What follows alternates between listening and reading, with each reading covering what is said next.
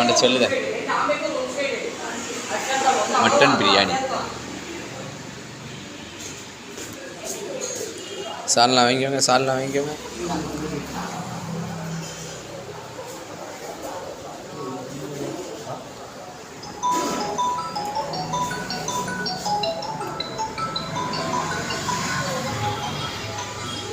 Right, சிறப்பு.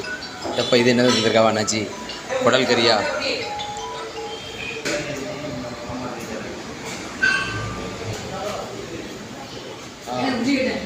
Mutton biryani, கல்ரைக்குறிச்சி.